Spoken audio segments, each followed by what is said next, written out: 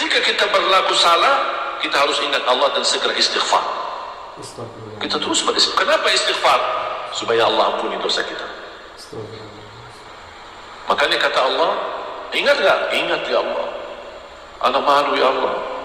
Kata Allah, di waktu di dunia kamu lakukan, aku tutupi, dan saat ini aku ampun. Bismillahirrahmanirrahim. Assalamualaikum warahmatullahi wabarakatuh. Alhamdulillahirabbil alamin. Allahumma shalli ala sayyidina Muhammad wa ala ali sayyidina Muhammad. Sahabat, teman-teman yang beriman yang insyaallah dirahmati oleh Allah Subhanahu wa taala, pada kesempatan yang sangat mulia ini, mari sama-sama kita simak, kita ikuti, kita dengarkan tausiah yang akan disampaikan oleh guru kita almarhum Syekh Ali Jaber.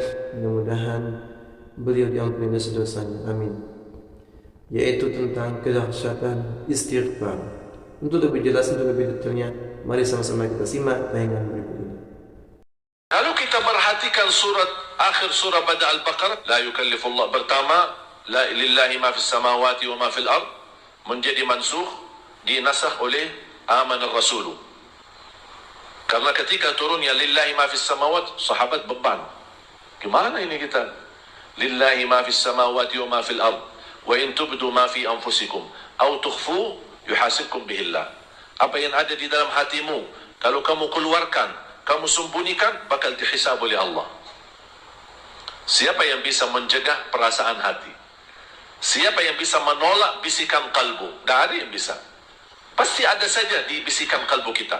Mungkin kita lagi duduk bersama di majlis, tapi bisikan kalbu beda sama apa yang kita dengar. Siapa yang mampu menolak isi-isi yang baik maupun yang buruk? Makanya ancamannya di ayat itu, kalau kita terang-terangan maupun kita sembunyikan apa yang ada di dalam isi hati kita, bakal dihisab oleh Allah. Bisa sebab hisab, bisa diampuni, dan bisa diazab. Bayangkan, bisa bisikan hati diazab oleh Allah. Fayaghfiru liman yasha wa yu'adzibu man yasha. Makanya fantas ayat itu diakhiri wallahu ala kulli syai'in qadir. Artinya qadir apa? Allah menguasai semua isi hati kita. Sahabat datang kepada Rasul, ya Rasulullah, gimana ini? Nampaknya berat. Isi hati kita dihisab. Banyak hal ada dalam hati kita, tapi kita tidak bisa tolak. Termasuk soal cinta. Orang yang punya istri 2, punya istri 3, belum tentu bisa cinta sama. Tidak ada cinta adil. Jangan harap ada seorang suami mencintai adil kepada istri. Tidak bisa. Rasul lebih mencintai Siti Aisyah. Tidak bisa diratakan. Tapi harus berilaku adil. Walaupun kita tidak suka seorang, tapi tetap kita berilaku akhlak yang baik sama dia. Walaupun hati kita tidak suka. Tapi sahabat, ya ini beban berat, gimana ini solusinya? Rasul mengajarkan, sami'na wa ata'na. Ini dari Allah, saya tidak berani tolak. Sami'na wa ata'na. Mereka masih mencari solusi dari Rasul. Rasul hanya menjawab sambil tunduk kepalanya, sami'na wa ata'na. Sami'na wa ata'na. Sami'na wa ata'na. Sampai sahabat melihat Rasul berkali-kali, sahabat ikut. Sami'na wa ata'na. Sami'na wa ata'na. Sami'na wa ata'na. Walaupun berat, walaupun terbeban, sami'na wa ata'na. Allah memberikan kasih sayangnya, Allah ringankan hukum itu, terhapus dengan ayat selanjutnya. Amanar rasulu bima unzila ilaihi. Rasul dan orang beriman, yang dimaksud di sini orang beriman adalah sahabat Rasulullah. Amanar rasulu bima unzila, apa yang telah diturunkan oleh Allah, lillahi ma fis samawat, Rasul sudah percaya. Sahabat pun percaya. Wal mu'minun kullun, semuanya, kullun amana billahi wa malaikatihi wa kutubihi wa rusulihi la nufarriqu baina ahadin min rusuli wa qalu, itu ceritanya. Sami'na wa ta'ala ceritanya dari awal. Tapi apa hubungannya? Wa qalu sami'na wa ta'ana. Habis sami'na wa ta'ana apa? Ghufranaka. Kenapa ada ghufranak? Apa makna ghufranak? Mohon ampun. Maafkan ya Allah, ampunilah kami. Kenapa? Karena ketika ayat pertama lillahi turun, sahabat merasa beban. Makanya mereka minta maaf, minta ampun. Ya Allah, awal langkah ketika turun ayat ini kayaknya berat. Kami belum siap. Sambil dipimpin oleh Rasulullah untuk sami'na wa ata'na, makanya mereka merasa gelisah. Jangan-jangan karena di langkah awal kami tidak langsung terima dan tidak langsung sami'na wa ata'na, jangan-jangan nanti Allah marah sama kita. Makanya ghufranak, ya Allah kami mohon ampun, wa ilaikal masir. Habis itu turun lagi kemuliaan, menghapuskan, mempastikan kehapusan hukum lillahi ma fis samawat, la yukallifullahu nafsan illa wus'aha. Bisikan hati termasuk di luar kemampuan, makanya Allah tidak akan hisab. Laha ma kasabat wa 'alaiha maktasabat. Apa yang kita kerjakan itu yang akan dihisab. Kalau masih di hati belum dikerjakan, tidak dihisab. Laha ma kasabat wa 'alaiha maktasabat. Kemudian apa berdoa? Sekarang mulai berdoa. Kembali sama dengan surat Al-Fatihah. Apa berdoa? Doanya apa?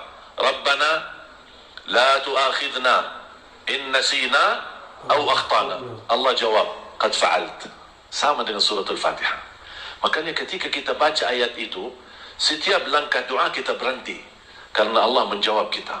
Kita rasakan sedang berdialog sama Allah Subhanahu wa ta'ala.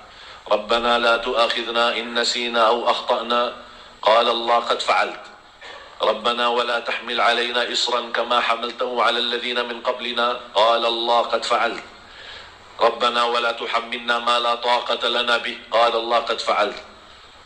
Waghfir lana warhamna. Rabbana la tu'akhidna wa la tahmilna ma la taqata lana bih. Wa'fu 'anna waghfir lana warhamna. Anta maulana fansurna 'ala al-qaumil kafirin. Qala Allah qad fa'alt. Aku ijabah. U'fu 'anna, ighfir lana, warhamna. Ada 3. Kira-kira ada bedanya enggak? Enggak ada di dalam Al-Quran sembarangan kata. Semuanya punya makna. Semuanya punya inti, punya hikmah. Afu beda sama maghfirah. Lifal afu jauh lebih besar dan tinggi daripada maghfirah.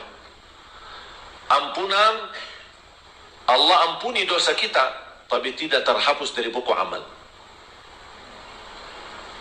Allah ampuni, kata ampuni berarti Allah tidak hukum kita.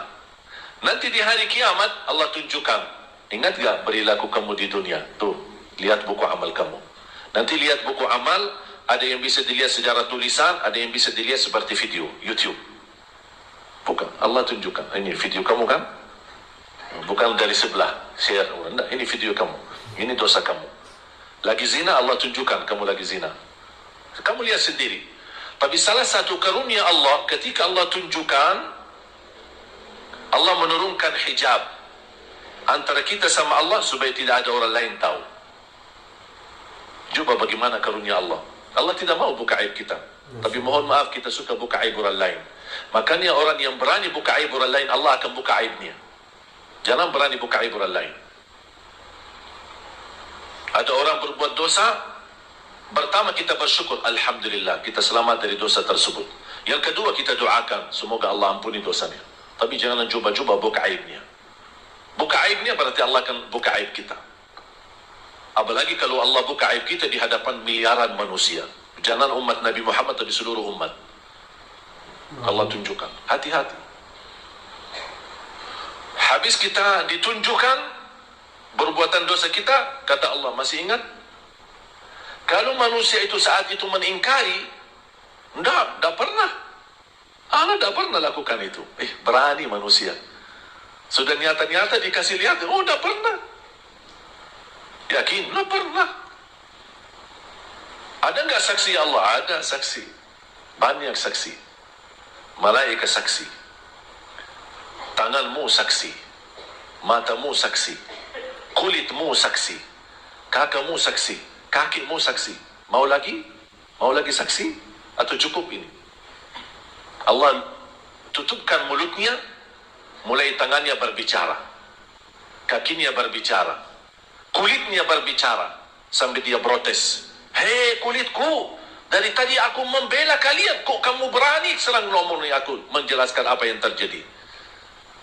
Apa kata kulitnya? kami diperintahkan oleh Allah untuk membicara kenyataannya. Kami tidak bisa tolak. Bahkan bumi jadi saksi. Posisi tempat maksiat. Yauma idzin tuhadditsu akhbaraha bi anna rabbaka auha laha. Tapi bagi hamba yang ikrar, ketika ditunjukkan dan dia berkata, ya Allah, saya akui. Dan muncul rasa malu. Kata Allah Subhanahu wa taala, di saat kamu melakukan dosa itu, aku tutupi. Tidak ada yang tahu. Salah satu rahmat dari Allah, Allah menutup aib kita. Mohon maaf juga kalau setiap kita berdosa, keluar bau. Dosa lagi, bau lagi. Dosa lagi, tambah bau lagi. Kira-kira berani nggak hadap orang? Ya, berani. Pas begitu dilihat, baunya keras ini. Dia orang banyak dosa. Tapi juga subhanallah, Allah masih sayang sama kita. Allah tidak mau bukan, karena Allah tahu kita orang lemah. Punya kelemahan. Manusia, bukan malaika maksum. Manusia, hari ini dosa, besok taat, dosa lagi, taat, dosa lagi, taat. Allah, itu manusia. Wajar. Ketika kita berlaku salah, kita harus ingat Allah dan segera istighfar. Astagfirullah. Kita terus beristighfar. Kenapa istighfar? Supaya Allah ampuni dosa kita. Astagfirullah. Makanya kata Allah, ingat gak? Ingat ya Allah. Ana malu ya Allah. Kata Allah, di waktu di dunia kamu lakukan, aku tutupi. Dan saat ini aku ampuni.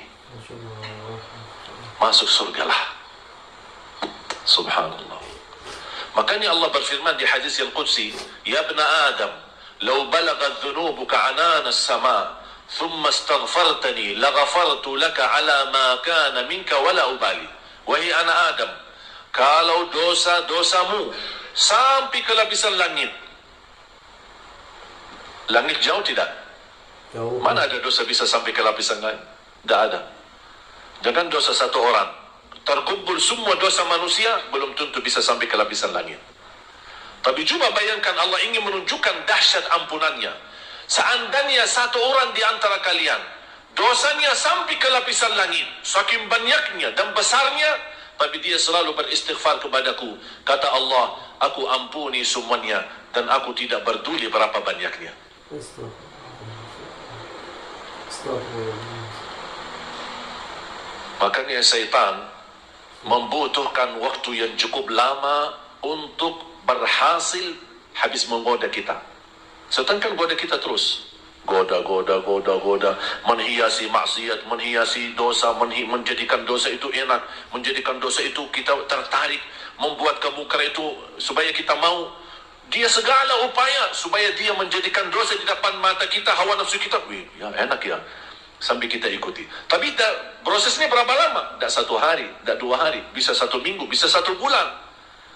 Begitu dia berhasil menggoda kita dan kita sudah jatuh, habis sekian lama beliau menggoda kita, syaitan menggoda kita, habis lama dia menggoda dan berhasil dia menjatuhkan kita dalam dosa dan maksiat, muncul perasaan di dalam hati. Bahkan ada yang meneteskan air mata habis dosa. Kenapa? Ingat Allah. Dan langsung istighfar. Ketika kita istighfar, Allah tidak butuh waktu yang lama untuk ampuni dosa kita. Dosa, istighfar, langsung dapat ampunan. Kata setan, capek deh. Saya kerja keras, capek-capek, goda dia, malah cepat diampuni Allah. Makanya jangan berhenti istighfar.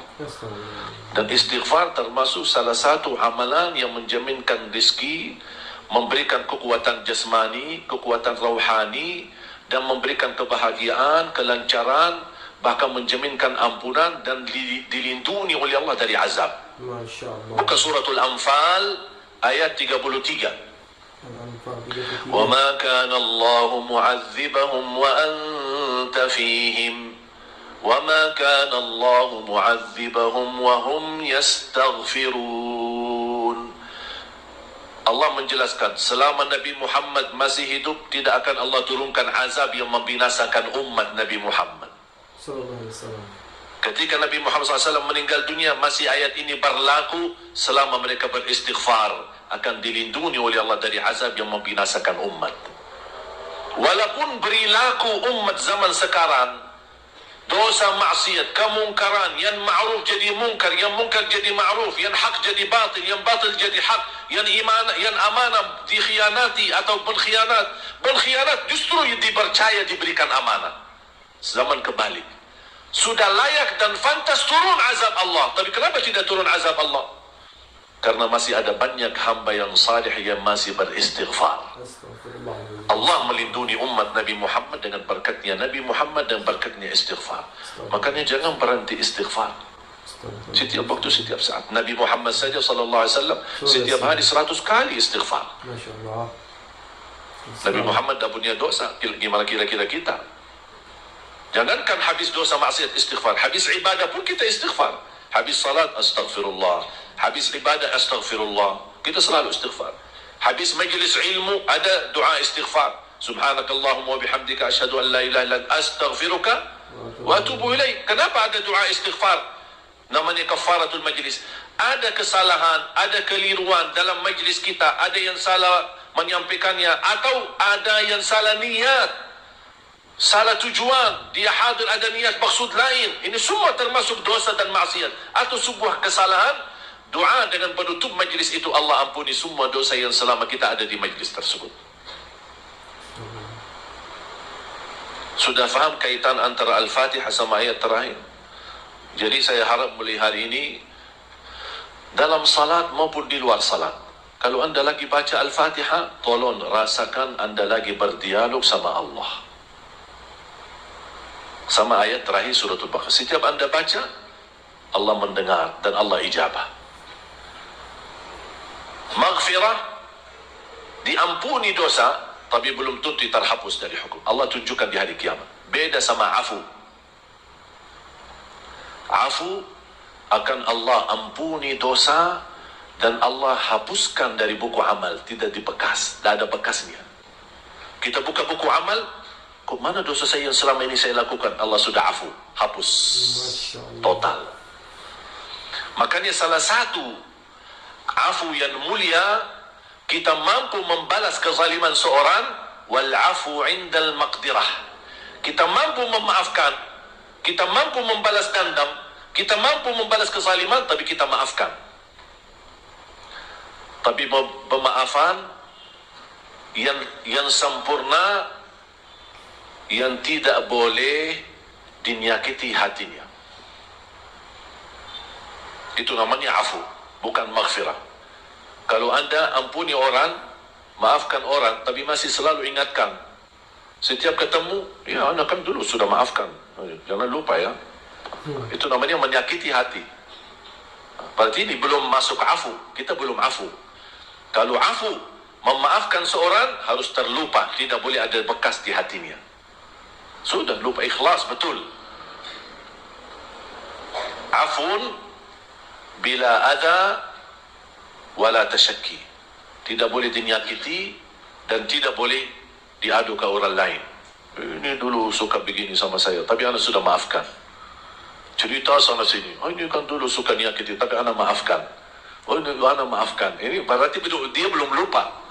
Dia belum lupa. Dan ini membutuhkan tekad yang tinggi. Afu itu bukan mudah. Makanya Allah puji sifat muttaqin yang masuk surga, wal afina anin nas, yang suka memaafkan orang lain. Memang manusia ini kadang-kadang walaupun sudah memaafkan, tapi masih bekas di hati. Besok ketemu, apa ini lagi datang ke sini? Masih. Walaupun sudah kemarin dia maafkan, tapi masih bekas. Ini harus kita latihan, bekas ini harus dihapuskan. Supaya apa? Dosa kita masuk dihapuskan oleh Allah sama di dalam buku kita. Tidak ada sedikit pun bekasnya. Supaya kita mendapatkan rahmat dari Allah Subhanahu wa taala. Afu, maghfirah, baru warhamna. Menjalankan perintah, menjalankan aktivitas, menjalankan ibadah, menjaga diri dari dosa dan maksiat dan hawa nafsu, membutuhkan rahmat. Kalau bukan rahmatmu, kita tidak bisa dapat wa'fu anna waghfir lana. Makanya rahmat dijadikan terakhir. Kita harap dimaafkan, harap diampuni, tapi agar kita dapat pemaafan dan ampunan, ya Allah rahmatilah. Bagaimana caranya agar kami fantas mendapatkan afu? Bagaimana kami dapat fantas mendapatkan ampunan kalau bukan rahmat? Alhamdulillahirrahmanirrahim. Sahabat yang beriman, itulah tadi ilmu yang disampaikan oleh guru kita. Mudah-mudahan bermanfaat, mudah-mudahan kita dapat istiqomah untuk beristighfar setiap waktunya, setiap menitnya kita melakukan istighfar, memohon ampun kepada Allah Subhanahu wa taala. Semoga dosa-dosa kita diampuni oleh Allah Subhanahu wa taala, baik yang kecil maupun yang besar diampuni oleh Allah Subhanahu wa taala dengan memperbanyak istighfar. Kita istiqomah, istighfar terus kepada Allah Subhanahu wa taala. Sebelum ajal menjemput kita, mari kita memperbanyak istighfar, memohon ampun kepada Allah Subhanahu wa taala. Mungkin itu saja yang sudah disampaikan, lebih kurang saya mohon maaf. Saya akhiri. Wassalamualaikum warahmatullahi wabarakatuh.